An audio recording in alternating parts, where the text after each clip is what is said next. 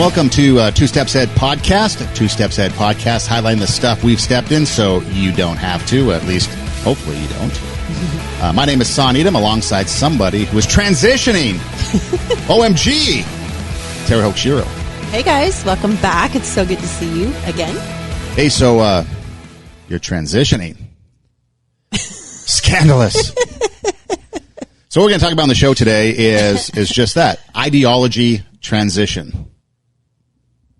Ideology? That's how you're going to label ideology transition? I don't know. It just sounded like it was something good. Intelligent. Yes. No, basically, so we've come to this day and age in society where we have to have a point, we have to take a side, we have to have an opinion, and it's only one opinion, and we have to vehemently disagree with the other opinion from people on the other side.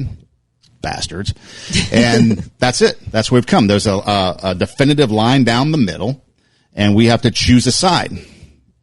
Basically, it's civil war. Mm-hmm. And so what we're going to do is we're going to try to have a discussion about maybe breaking down that wall and breaking down that the idea that you have to have an opinion, and it has to be of a certain opinion. Why can't it be in the middle? You know, we've always talked about how there's a lot of black and white, or people want to be black and white, but there's always a lot of gray. Yes. And so we're going to live in the gray. Yes. Today. And this is something that Tara has been dealing with as far as social media, putting some things out there, talking about some things, getting some responses and stuff like that. And so it's something that we want to try to just share from her experience and see what comes of it. And I followed along a little bit. I did not participate in the conversation as far as from your social media, but I did follow it, so I know what you're talking about. Mm-hmm. And so what I guess the first question would be, give us a little bit of background about what kind of the concept. We don't really have to go into the too much specifics if you don't want to, as far as the finite details. But basically, you posted something that got a varied amount of response from both sides of the table on the opinion. And then at the end, it was basically civil discourse of opposing views that came together and tried to have a dialogue without name calling, without blocking of friends, without unfriending people. And it seemed to be civil, at least the public version of it. I don't know if you got some stuff. I did not get anything privately. Yeah. It was all public, and it was all very civil. And so how do you think it went? You know, I'm really proud of my friends. I don't agree with everything that they were commenting on, but I'm very proud of the comments that they were, like you said, they were all civil, they were all respectful. And I did not, so let me back up just a hair. A gray hair? Yeah, they're starting to come out again. The salon opened for a short time, and now it's closed again, and now my grays are coming back again. So let me back up just a hair. I don't know if you guys experience this or not. You can comment and let me know, once you've watched the show. But I am constantly questioning why I am posting on social media, what it is that I'm doing. Now that we have a podcast, we have commented and joked before that I'm the one that likes to plan, likes to have a strategy, likes to know what we're doing. You just want to hit the record button and start talking, right? That's pretty much it. And so it's a good blend, actually, because we bring each other, towards the middle. He keeps me from getting stuck, and I keep him from going too far too fast. And so so far it has been a really good balance. But and I kind of want to bring up a couple different topics in this podcast. One of them is, like I said, what it is that we're doing and what it is that we're bringing to the table. And then the other one, the back story, or the underlying second story, I guess, would be that when you start off doing something, you never do it right the first time around. So I always, when I talk about our podcast, I tell people that, it's kind of like being in the first season of Seinfeld. I don't know if you've ever watched the first season of Seinfeld, but it's awful. It's really awful. Like, everybody's flat. Towards the end of Seinfeld, it is hilarious. The characters are fully fleshed out. Kramer is nuts, and George is always yelling, and his parents are always yelling, and Jerry's like, ah, ah, he has that way of talking, and it's funny, right? But in the first season, I don't even know how it made it on the air the second season. So who are you and who am I in Seinfeld? I'm before we get to the meat of it, since I need to check this out. I need to investigate this. Am I George the Yeller? Am I Seinfeld? I think you're probably you're kind of a George Kramer-ish combo blend. Okay. Yeah, I'm kind of a Jerry, like sitting back, like watching all the shenanigans around me, kind of, assessing and trying to, put it all together and then have some fun in there, whatever. So having said that, when we started off doing this podcast, we have this tagline, highlighting the stuff that we've stepped in so that you don't have to. It's been working really well. We're in episode, what is this? 38. This is 38. 38. So now my planning brain is back in gear, and I'm thinking about what is our brand? Where are we headed? Is this compelling enough? Who are we, as people coming to, I worry about, I know you don't, but I do. These things keep me up at night. And I'm just like, what are we doing? What are we accomplishing? Is it compelling enough? And who are we as characters, and who are we as people? What are we bringing to the table? And so I've been kind of in overdrive, especially in this environment. Especially in this environment. And so to set the stage, we're in the middle of COVID. We are in the middle of, civil unrest, of all the racism that still has not been taken care of. The economy is bad. Things are closing down again. Jobs are bad. It's just a really bad time all the way around, right? So there's a lot of depression. There's a lot of things going on in our society. And so I'm thinking about, what is it that we're doing, and what is this that we're trying to accomplish? And my views are changing on racism. My views are changing on the illness. My views are changing on politics. We're also getting ready for another election, and my views are also changing on that. So for the record, I've been a registered Republican. Now I'm just questioning everything. Like, up is down and down is up and left is right, and everything just feels like it's backwards. And I'm having to really stop and say, okay, well, what are my values, and what do I believe? And I'm just like so confused. And so I've been trying to figure out, like, I don't want to be someone who has the answers. I don't want to be someone who just, another podcast that, we just put out our opinions. I'm a person who, struggles. Like, I'm constantly questioning things, and I'm never quite settled in any one area. As soon as I get an answer, then I'm on to the next, like, okay, well, what about this? And what about that? And so I've been thinking about these issues of like all the issues, politics, like abortion and, gun control, and, why people are so invested in Trump, or, and people who are Christians and say that they're following him, because of his Christians. And then there's all these antics. Like, I just get so confused. And I look at a lot of these issues, and like, it just is not black and white to me. There's a lot of issues that in the gray area I think is where understanding comes from, and is where, we're going to get things done and be cooperative. But things are so polarized right now. And I have often felt like I don't have a voice. I don't know how to jump in, because as soon as we do anything, like as soon as we post on social media, as soon as we have a podcast, as soon as we write a book, the experts will tell you, you have to come off like an expert. You have to, have an opinion and take a position on something, see a problem, solve the problem, see a need, fill the need, right? And so it puts us in this position of feeling like we have to also have an answer. And then what we have right now in our society is like millions of people who have the answer. And everybody has an answer, and everybody's opinion is right, and you're wrong. And there's no conversation to break this down. So I'm thinking about, like, okay, how am I navigating all of this confusion? And I put a question on my social media the other day, and I said, I don't understand. I'm so confused, I guess is how I put it. I'm so confused by Christians who say that Trump is a Christian, or they'll vote for him because he's quote unquote Christian. And I've had people say that to me. Well, I don't really like him, but he's Christian, so I'm going to vote for him. Or then there's evangelical leaders that'll say, we have to vote for the values, the Christian values. We're voting for him for the Christian values. In the meantime, he's, tweeting all these things and saying all these things. A lot of times it just sounds really ugly. And I get confused because nobody, like the Democrats obviously call him out, but the Republicans, like he can do, no wrong. And so I put this question on my Facebook and a lot of people responded. And again, they were very respectful. They were very, they just said, their reasoning. I didn't question anybody. It wasn't my intent to have a debate. So there were things that they said that I disagreed with, but I didn't put it there to have a debate and to have a right answer and like I'm right and you're wrong and vice versa.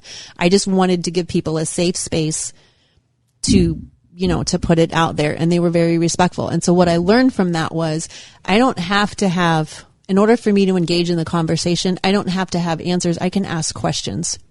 Because we see in social media, like people just put things out there, and myself included, like, okay, well, here's the answer. You just need to read the Bible, or you just need God, or you just need to be a Democrat, or you just need to be a Republican, or we put a Bible verse, or we put, whatever. And what is, a quote, and what is it that we're really helping people by doing that? And are we really like, and we come on here in the podcast and it's like, okay, so I can sit here and have the answers, but is that really helpful? And so what I realized through that is that I can ask questions, and I can spur the conversation that way and get us all thinking that way about what it is that we're really doing. So like for abortion, for example, some of the people respond and they say, oh, well, I'm voting for Trump because of Christian values and because I need to save the unborn babies. And I'm thinking, okay, well, what if somebody's reading that says, what if somebody saw that and they say to themselves, okay, that's all well and good. You're against an abortion. But what about, and I'm just putting myself in someone else's shoes right now. When I was pregnant and I was, in a spot where I didn't have financially, I couldn't support the baby. I was in a relationship that was not good. I would have been kicked out of whatever. I would have been shamed. My life would have, all of these factors that come into play when someone is deciding whether or not to terminate their pregnancy. And if someone is coming through that mindset and looking at this post, it seems uncaring. It seems hateful. It's like, okay, yeah, great. I know that having an abortion isn't right, but I'm in a spot that is not, unless you're going to volunteer to adopt my baby, like there's nothing, I'm stuck. Like there's nothing that I can do. And so my heart goes out to that person. My heart goes out to the person who is in a position where they feel like it's just a no-win situation.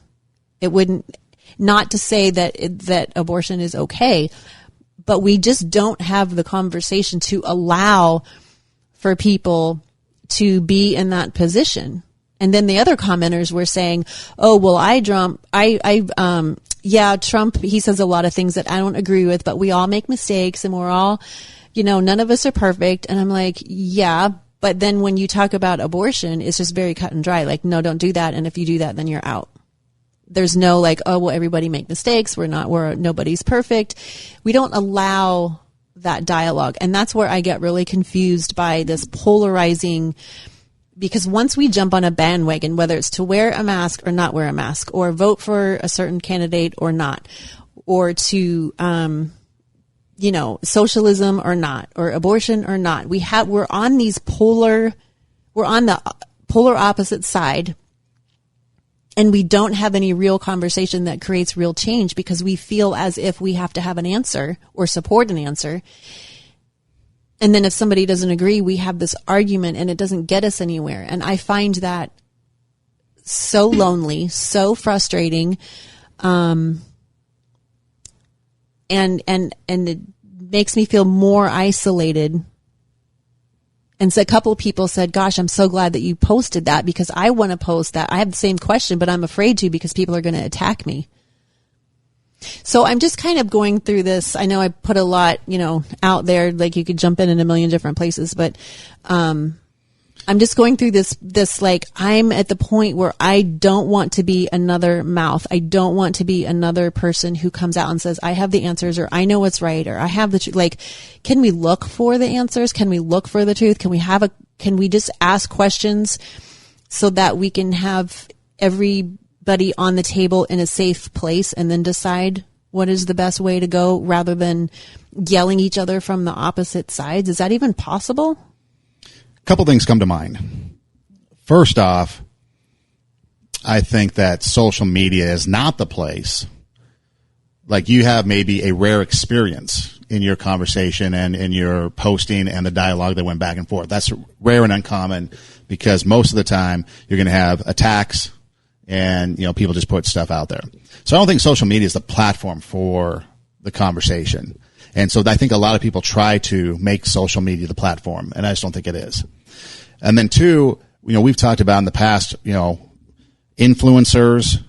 We've talked about in the past, what society dictates. We talked about it with college students coming out of college, and you've got this board, and this box is on the whiteboard, and we have to live inside this box. But yet there's this whole whiteboard outside the box that we can paint our canvas on of life. And I think that we don't do that. We try to live by conformity in the box. Like you said, you don't want to be attacked. You don't want to have people come after you. You want to maybe fit in. You want to maybe be accepted. And so we live in this box. The other thing, too, is that we have to keep in mind that everybody does have an agenda. A lot of people have an agenda, and that agenda is what drives people, And so when you have a conversation about something, and then their agenda, or what they've been told because of agenda, is what they're going to respond to. And they're not going to share, in my opinion, their true feelings because of this agenda that they got to serve. So, for example, you take the abortion. Okay. Now, if you're of a religious person, believe in the Bible, obviously you're going to have a hard line no to abortion because would be deemed anti-biblical. If you are a feminist, you would take a hard line yes to abortion because that's the agenda of that side of the aisle, because we're talking basically about two sides of the thing, and we want to be in the middle. And so it depends on what your agenda is and what side of the aisle you are on. And then the other thing too is that, there's the perception. Okay. So now you have maybe parents who have the perception that their son or daughter, at a young age, maybe, or any age for that matter, but, you have an unwanted child, let's use the teenager, pregnancy for this moment. And so now you have, what's that going to look like to the family and things like that. So everybody has an agenda of sorts. And what we miss out on, I think, is the person. What's the person's experience? I can't tell you how many times that somebody has done something. Maybe they've gotten pregnant as a teenager, and then you come to them and say, you shouldn't have done that. Well, no kidding. I mean, that's like the most or the least helpful thing to say ever. You shouldn't have done that. Okay, we all know that. Or you were speeding, you got a ticket. Well, you shouldn't have sped. Okay, we know that. Okay, that's the dumbest thing to say. And so instead of coming up and supporting whoever it is or whatever the topic is, we want to sit there, we want to have a stance, and we want to be judgmental about that stance, and we want to be right. We don't like to be wrong. People don't like to be wrong. And so what it comes down to, after listening to kind of what you say, is I think of science. When I did pay attention in science class and we did experiments, you looked at everything, and then you formed a hypothesis. I think this is what's going to happen, or this is what I think. Then you do your experiment, and then the science, so to speak, the experiment will dictate then the result. And you're like either right, close to right, wrong, and you have the outcome. And I know life sometimes we feel like we can't do that because we have to know. And sometimes we can't afford time to do experiments and kind of do that. But I think that that's kind of what I hear you kind of talking about. That comes to mind is like, we need to sit there, we need to take a look at everything that's going on and in each circumstance. And we need to realize. So you take your posting about the president and beliefs and what people think about him, and I think for those people, there's validity in everything that they say because that's what they believe, Do they believe that he's a Christian and therefore that's why they should vote for him? Well, yeah, they probably do. Are there things that he does that is wrong? Yeah, of course. Is there an alternative to him? No, because the next person is going to be just the same because there's people that can point out the same thing for the next guy. And just for transparency, I'm not a fan of Biden either. Yeah. I'm not saying one over the other is better. No, you just use him as this example. But I'm confused why people don't. So the bigger thing is that I'm confused why on each side, no matter what the topic is, it could be a vacuum cleaner. There are pros and cons to everything. Everything has a pro and a con to it, right? And when we talk about a lot of these big issues, even the little issues, but when we talk about a lot of these big issues, it's all the pros, right? All the benefits, all the values, and then we ignore the cons. And we do that in marketing. People that we were trained, there are certain marketing circles that we are trained to overcome the no. We don't engage in understanding necessarily, but we overcome whatever objection they have, right? And so we're so trained to put out the positives and to champion the positives and to champion one side of it, that when we are not humble enough to list out the cons on our own side, to me, it completely devalues the whole argument. And I get really lost in that. I'm wondering why we are so afraid to say, here's the pros of, some of the people that posted the pros of Trump were he's, he passed a certain act, or he did trade things with China, or I can't remember what they said. So they were naming out the pros that he has done. And then the cons, they were just we all make mistakes and he's not perfect. We kind of gloss over that. Okay, well, he's mean to people. He puts out these tweets that are derogatory a lot of times and that are, whatever. So I'm not saying to demonize the guy or anybody. I'm saying, why are we not comfortable, even in ourselves? Why are we not comfortable to list out the pros and the cons? Because even in the campaigns, we haven't really started the campaigns because we've been so knee deep in the virus and the racism and all that kind of stuff. So soon, I think the two conventions I think I saw on TV, it advertised in September. I think the two conventions are coming up. But, so we haven't really seen a whole lot of political commercials and that we typically see, but they're coming.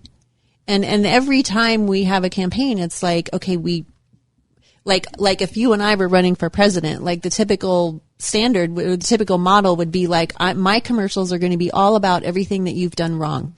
And your commercial is going to be all about everything that I've done wrong. Please explain to me how that's helpful to us, the American. How am I supposed to? Why can't we not be brave enough to list out our own pros and cons? Well, I think you mentioned it when you touched on it early on, because we're conditioned that way. We're conditioned, in radio advertising, your job begins when the person says no. If you walked into a furniture store and you wanted them to advertise on a radio station, for example, and they said yes, hey, great. But when they say no, and most of the time people say no, that's when your job begins to change that. Right. Like you said, when you write a book, and that's, the number one thing in any type of advertising, here's the problem. We've got the solution. And then you have competitors. Okay. So 2 shades of lipstick or 2 different brands of makeup. Why ours is better than yours. It makes your skin more natural. It's better for you. It comes off easier at night. Then you have to compete against each other because you want people to buy your product. And I be alarmed that you know those things? No. I am well versed in a lot of things through my years in radio. And so, maybe I need to ask you about products. Yes. And so, and that's the thing, you walk down the mall and you've got this store with makeup and that store with makeup, and they're competing against each other. Right. And I think that's what we become. We become conditioned to that, where that we don't have the ability. It seems odd and it seems out of place if we're real. Yeah, if we do something. I mean, we put people on a pedestal. That's the other thing. And we think these people can do no wrong. And then when they do something wrong, we have to come and defend them. I mean, right now we are in a huge culture of blaming people for everything they've done wrong. Right. And the people that are accusing the people of doing wrong things hundreds of years ago are doing wrong things themselves as they protest what the wrongdoings were. Okay. If you want to be honest and real, whether you agree with it or not, another story, but the way they're going about it, wrong. And so they don't want to admit that. And so that's what we become. We become where you're wrong, I'm right, and the way I do it is right, and because that's how we're conditioned to it from day one in a consumer driven society. And I think that's hard. That's part of the culture that needs to change. The culture that needs to change is that it's okay to, but we don't want to accept our failures either. We talked about it on the last podcast that oftentimes we learn best from our own failures. We do. And so if we're not going to acknowledge that we failed and we're not going to acknowledge our cons, how are we going to improve upon them? And I don't think people like to acknowledge their cons or their failures because then they feel like a failure because society says you failed. Or they feel weak, or they feel, vulnerable to the point that, and the other part of it too, I get it that like if we admit our weaknesses and we admit our failures, if we're all transparent enough to have our pros and cons list, we don't know if the other person that hears that, if they're going to be safe enough, because people will use it against us. Of course. And so we want to hide what we did wrong. We want to hide our cons because we don't want it to be used against us. We don't want to look foolish or weak or silly or like that we're incompetent. And so we hide them even more. But I just feel like we've gotten to a point that everything is fake. And on both sides of the aisle, people are saying, I just don't know who to trust anymore. I don't trust the media, which I'm included. I don't trust any of the media outlets. Yeah. Trust us. Why should you trust us either? Like I don't trust politicians. I don't trust the media. I feel like I'm getting half the story. And I don't think I think that we're making our society worse by doing that, by not being transparent, by not, honoring our pros and cons. I think that we are making the situation worse and worse and worse, and we are making ourselves more and more polarized because we're not wanting to do that. And I'm naive enough to think, I guess where I'm kind of going with all of this is that I don't want to do that anymore. I want to be the change. Like, am I naive enough to think I'm going to change the world? No. But can I change my personal space? Maybe. Like, I don't want to be that person. I don't want to participate in the problem anymore. I don't want to participate in polar opposites. I don't want to participate in pretending like we have the answers. I want to be a person who's like asking the questions and volunteering. Okay, here's the pros and the cons. And, I'm never going to run for any type of office. But if I did, if I had $1 million right here, I promise you I would not run commercials that point out everything that is wrong with you. Because it'd be a waste of money. Because there's nothing wrong with you. Exactly. Because you're perfect. Exactly. The great Son Edom. So Remember, you came up with that. Against the great Son Edom because it would save me thousands of dollars in advertising. And then you could just promote and myself, how everything great good I about am. you. Exactly. Yes, See, now you're catching on. There we go. See, so that's my naive thinking that I'm so frustrated and I'm so we have to think. We've talked multiple shows about how do we roll during the day? Well, how do we make our decisions? What is our core about? This is what keeps me awake. Okay, so how are you going to change? I am going to start asking questions. I'm going to give less opinions because we have had multiple shows where you say to me, well, what do you think? Well, why do you think people do that? And I jump on that bandwagon because I'm like, why do you think you do that? Because I'm academic. Shut up. Because I love academics. I love information. I love solving a problem. And so I fall into that. Like, okay, I have to, and yes, there are answers and that we need to come up with answers, but I don't want to be another talking head. Okay, yeah, that's an expert. That's like, I have the answers and you should listen to me. No, you should ask the questions. But we do have experiences because, we talk about stuff we go through so they don't have to. So we do have experiences that others might not have gone through yet, or they might be going through that you could share. So, it might not be the answer, the finite answer to something, but it could be an answer to somebody's question of how did she go through? Right. Because, one of the things we've talked about in the past is, you had a hard time of dealing with things like, being approved. Yes. So, and the work you do is being approved and accepted as something good. And so there's people out there that could be going through the same thing, and you've come a long way. Now, I don't know if that journey is complete or not. Only you can answer that. No. But you've come a long way, and you've taken steps. and you've taken steps and you've done things to get to where you are now. Okay. And you've been on that ledge. And so there's people out there that might want to look to you for an answer that you could provide to them because you've been through that. Now I could offer an opinion, but I've never been through that. So you would be one that would have an answer. So I think there's I think the answer, yes, I agree with everything that you're saying because you are the great Son Edom.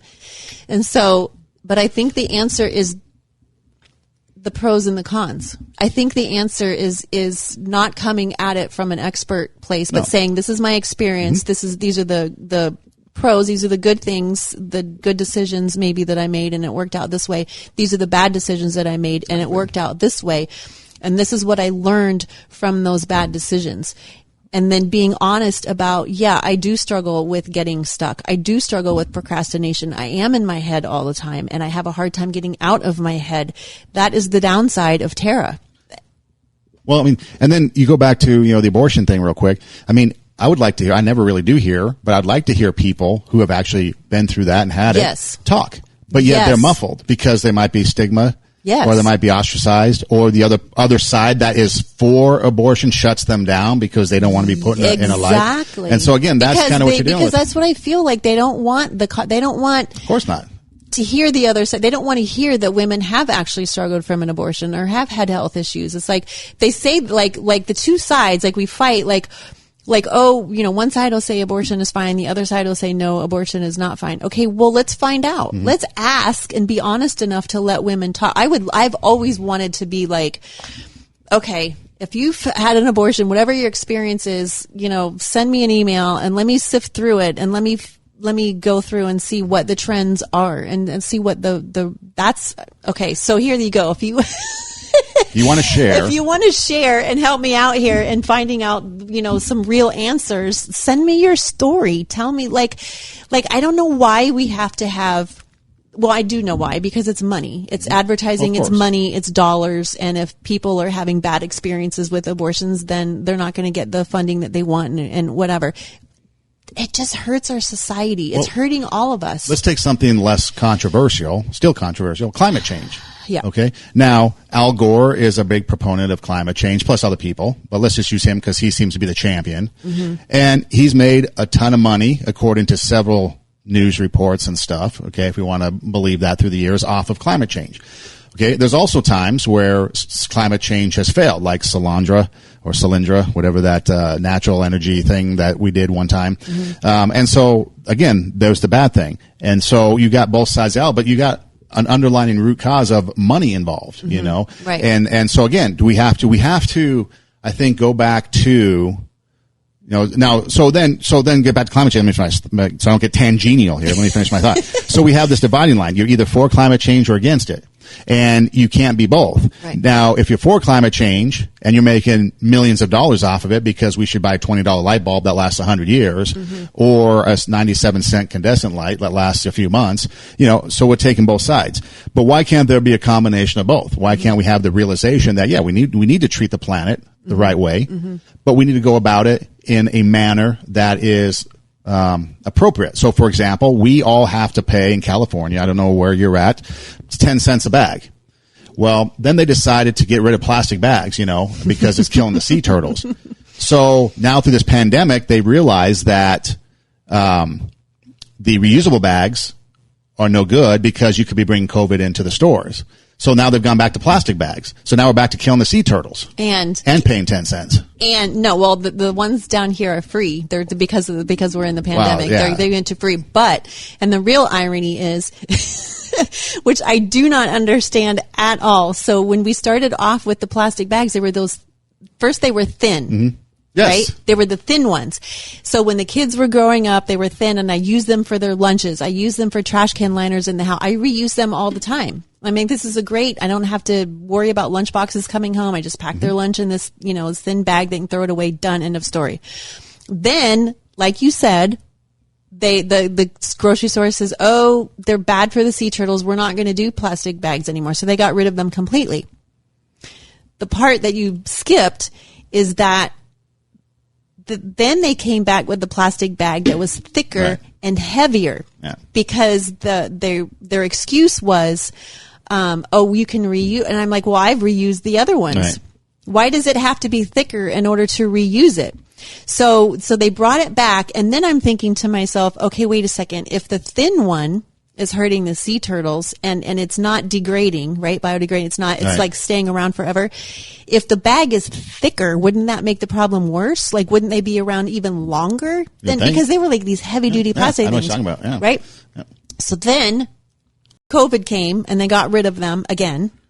Right? Mm-hmm. And then now they brought them back because, like you said, the reusables are people bringing in germs. Now they're back. Now we're back to the thin ones again. Yeah, now we're killing turtles again. And now how does this even make, like, I don't even, That's the thing. it's stupid. And so that's the thing where people just jump on a side without truly thinking about it, Yes. and you don't really think about the irony of, okay, here's an example. I went to Staples one time, a Staples Center, the one that actually sells staples. And, the actual, like, convention center. No, the store, the the office supply store, okay. not the convention center, not the arena, the actual store that sells We're the in LA, office so I had supplies. to ask. Yeah. Staples Center is the basketball arena downtown LA. Okay, so you went to I the went to the office actual supply office store. supply store. Yes. And I don't know if you've ever been, but you sometimes get these ridiculously long receipts. Yes. Okay. So I bought a couple of products, I forget what it was for, probably about a few. And so the lady looks at me and says, we're trying to save the environment. Is it okay if we email you your receipt? I'm like, sure, absolutely. Why not? So she emails me my receipt and proceeds to put all my stuff in a plastic bag. Yeah. And I looked at her and I said, I thought you were trying to save the environment. She's like, oh, we are. I'm like, well, you just gave me a plastic bag. Aren't we killing sea turtles with these? And this was about the time that we were doing this thing. And she looked at me dumbfounded. And I'm like, okay. I mean, whatever. I didn't have to pay 10 cents, thank God. But that was the thing. It's like the irony was we want to save the environment was her Right. exact words. Right. So I don't want a paper receipt, but then you're handing me a plastic bag. I know. And the bags are now, pre-COVID, that whole thin plastic, thick plastic, no plastic, that whole thing, there were 10 cents the whole time, thinking that if we had to pay for them, then we'd use as many, but that's, and now they're free. Now they're back to free again. Well, I don't know. I paid 10 cents the other day and I complained about it and they looked at me funny, like, your mask is not on properly. Yeah. Okay. Now we're to that. Just change the topic. Yeah. And then that story really quick that I told you a couple of weeks ago, or a couple of shows ago, this lady was like giving me the stink eye. Right. Because I had straws in my shopping basket. Oh, yeah. See, that's bad. At Ralph's. And she said something about that I shouldn't be buying those, or straws are bad for the environment, whatever. And I looked in her shopping cart, and every product that she had in her shopping cart, like laundry detergent and dish soap and whatever it was, every product was in a plastic container. And I'm just like, okay, I'm confused. But see, I think that's why it becomes an agenda-driven thing, and I think people have a hard time. I honestly do believe, and this isn't really a knock, but I honestly see a trend of where people want to be told what to do and how to do it. Yeah. They don't really have the ability to kind of think critically of their own. I think we're afraid to think critically Could be. because if we start asking questions like I did, then we're going to get feedback. And it's like, oh, well, how can you be a Christian and not be, which I am pro-life, but how can you be a Christian and be, vote, Democrat is the question. Or how can you think, if you believe this, how can you think, that? And so people are afraid of that conversation because we don't know how to have it, because we're so polarized. And you're right. I think we don't know how to look for information. And then I think we're afraid Because when I do research on a topic, I'll hear something in the news or see something on social media, and the first thing I do is go look at alternate sources on the internet, not the mainstream media headlines. I go deep diving into some things. And then I realize, okay, maybe this is true, maybe this isn't true. And so I, again, maybe the academic in me goes and chooses to, for example, I looked up, and I don't want to get in this conversation, but everybody was talking about Native Americans. And so my thought was, well, who's a Native American and how'd they get here? And then I did some research and I found out that there may not be a true Native American because they might have migrated from some other places based on a lot of academic papers of people that did research on migration. Okay. And so it's a big, long thing that we don't have to get into. But it got me thinking, okay, what is a Native American and where did they come from? And so then I started to see, well, Leif Erikson was a Viking. He came here and he was here in the Americas somewhere, maybe Greenland or the, Nova Scotia or whatever, 500 years before Christopher Columbus. And then you realize Christopher Columbus never even set land on what is now the United States. He was more the Caribbean and stuff. So you start learning all these things, that we may have learned or may not have forgotten, but you have to do the deep dive to get the knowledge is my point. And so then when you start to understand things from that perspective, maybe it starts to change your thinking instead of just jumping on a side because you hear it on the news or because you see it in social media. And it takes work is the point. It takes work. A lot of work because a lot don't want to do that. No. And there's a lot of agendas. It takes time to find out, the outlets that are more objective and where you can get the truth. And it's hard to find. I know the Atlantic is better at it. The Washington Post, I think, is better at it. But there's a lot of places that have their agenda. Mm-hmm. And so we can't trust what we're hearing because, again, they're telling all the good of their side, all the bad of the other side. There's no acknowledgement of personal cons, and there's no acknowledgement of the other side's pros. So how do we learn, as people, how do we learn anything and how do we trust anything and how do we get to the point where we can have, because I think that's part of all the fighting that is going on is that we're hearing, back to us, running for president against each other again. They're hearing, I'm telling, they're not going to vote for you. They'll vote for me. I'm telling everything that's positive about me and everything that's horrible about you. But neither one of those stories are true. Mm-hmm. Like, I'm not a good assessment of everything that's good about me, nor am I a good assessment of everything that's bad about you. Like, so I feel like we're making each other dumb. Yeah. I really feel like we're making each other dumb because then it's like, well, where do you go for the right information and how do you find the right information? And because we're not willing to ask the questions and to be brave enough to say the pros and cons. So you asked me, like, what would I do? Like, I'm going to start in that space, like, because it just makes me, I get so anxious. See, I think a long time ago, of course it was a long time ago, but you take a look at the philosophers, Plato, mm-hmm. not Pluto, although Pluto the dog is pretty philosophical. Plato, Aristotle, all those guys, they would sit around and that's what they would do. They would dialogue. Mm-hmm. They would talk. They'd pontificate. Mm-hmm. They would think, ask questions. To pontificate. Yes. And they'd ask questions and they'd do stuff like that to try to find truth. Yeah.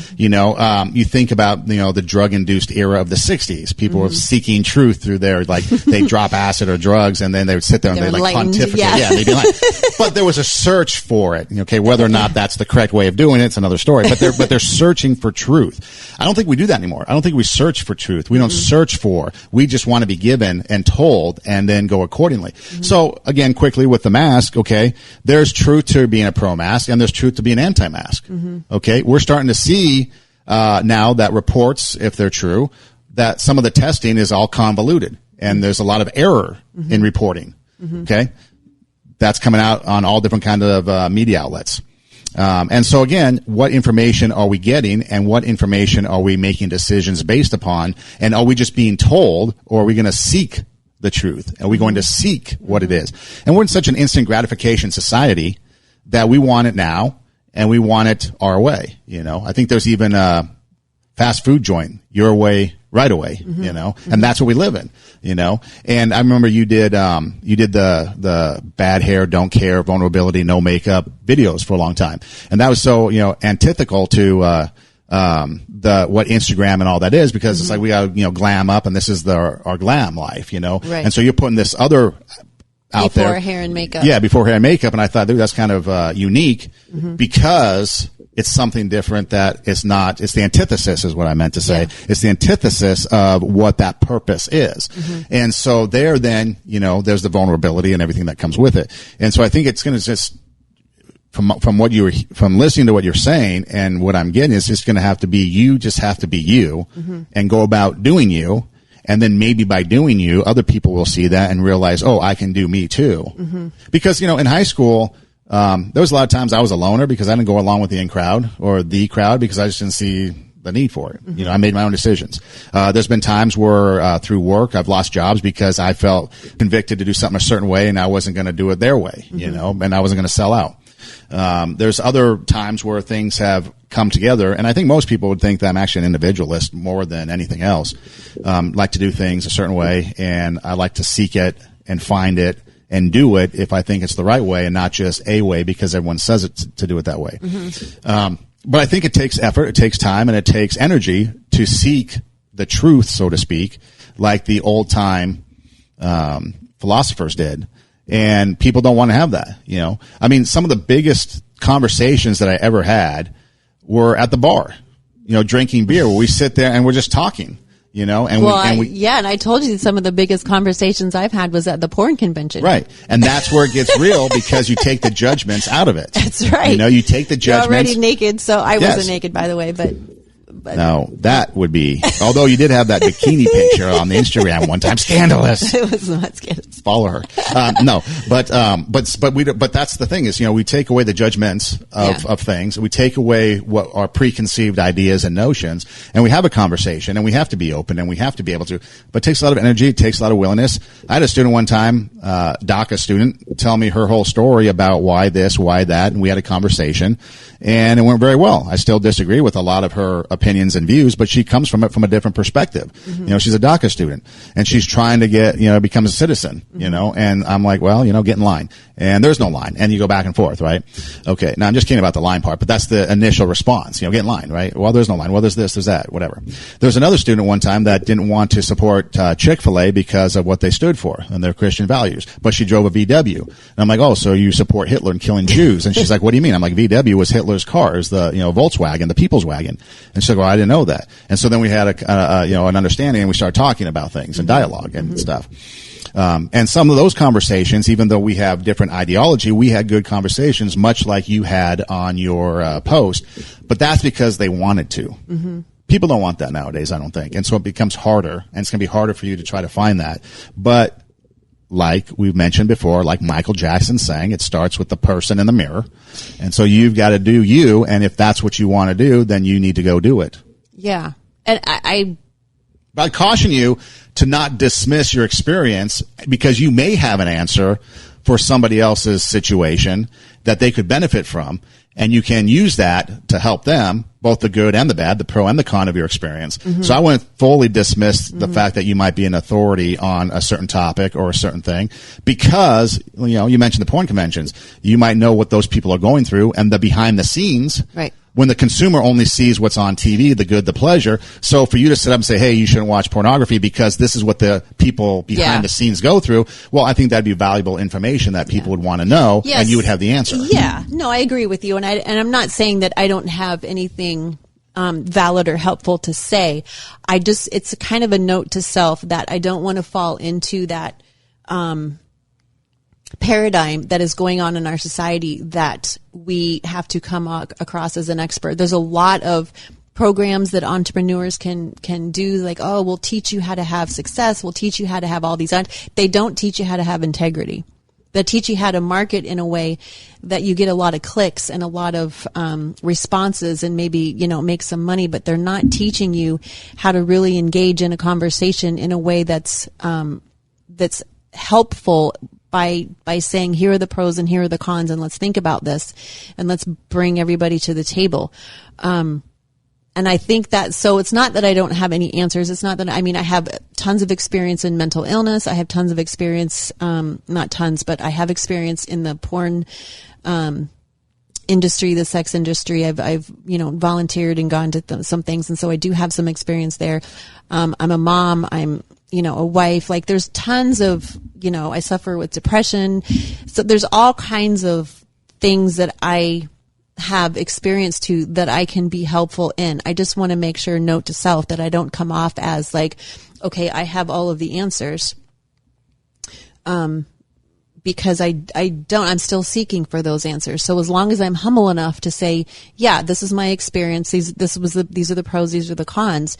Then I think I'm okay, in a space, and I'm coming around to the fact that I need to be brave enough to do that and to start asking questions and maybe, bring other people along and give them a safe space as well, because if I see this and it makes me crazy and then I participate in it, just with our podcast, there's been podcasts I told you that I've listened to.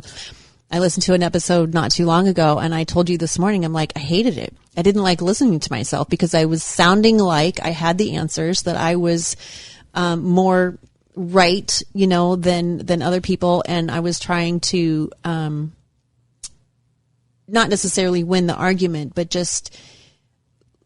we just have this feeling like we have to be right. We have to be, we have to walk away satisfied, like, okay, I was, and I don't want to do that. I don't want to be that kind. I don't want to be a talking head. I don't want to be the kind of person that goes around and gives answers everywhere. I want to give people a safe space to chew on it, and let's see what the best answer is. And let's talk about, Trump he says a lot of, he's done some good things, but he says a lot of horrible things. Let's put those two together, and let's not ignore one side of him or the other, or let's not just say abortion is wrong, I'm going to vote for abortion, and then walk away and never even consider, maybe I should adopt a baby, or maybe I should help them financially, or maybe I should find a woman who's struggling and come alongside of her. It's just, don't do it and then walk away. And that's not okay. It doesn't get us anywhere as a society. Well, I think we've talked about it too, where there's 2 to 3 sides to every story. Yes. There's this side, that side, the truth. There's the right side, the wrong side, And so anyways, you have to, in this particular instance, realize that to everything, there's pros and cons. There's nothing that's going to be perfect. Mm-hmm. There's nothing that's going to be only right. Mm-hmm. And so, we have to realize that, people aren't perfect. Society isn't perfect. Jobs, aren't perfect. Ideology isn't perfect. Nothing is perfect. And so we have to realize that. And if we come to the realization that, okay, we have to approach this with both the pros, the cons, the good, the bad, the right, the wrong, and we approach it that way, it might be better for understanding. Mm-hmm. Because that's all people are. And I think there's a lot of people that are looking for a third, I don't want to say third party as in politics, but a third outlet, a third way of thinking, a third option, maybe. Yeah. Because they're tired of option 1 and 2. They're tired of this or that. Why can't it be both? And we feel like we don't fit in, and then we're depressed, and we feel isolated, and then it's like, okay, I don't have a voice, and what do I do? And then, I can't talk about this because people are going to attack me. Like, yeah, we need a safe third option, a safe place. And so that's my goal, is to kind of move in that direction. Yeah, and I think people would find that more refreshing, like the post that you posted, and maybe dialogue and conversation. But again, it comes down to that the biggest uphill battle is the divide in this country, and everybody takes a side, mm-hmm. and they cling to that side, and they put their roots in that side, mm-hmm. and they're not going to budge. Mm-hmm. And that's the thing that I think becomes frustrating, and that you have to try to overcome. And, it might take a little bit of work, but if you start with your circle, your inner circle, we talked about it with, I think it was racism or any other thing. You don't want to fix the problem on the grand scheme. You want to fix it locally. Mm-hmm. Start with the local, your friends, your family, the community, and then it starts to grow. And that might be a way of approaching it. So, for you, maybe if you started that perspective in just conversations around your social circles, and then maybe it goes from there. And I used to use the PERT reference, and so on, or Pantene, whatever it was, and then the screen, would multiply, but nobody knows that reference anymore. Yeah. But that's the thing, it starts to spread and starts to grow.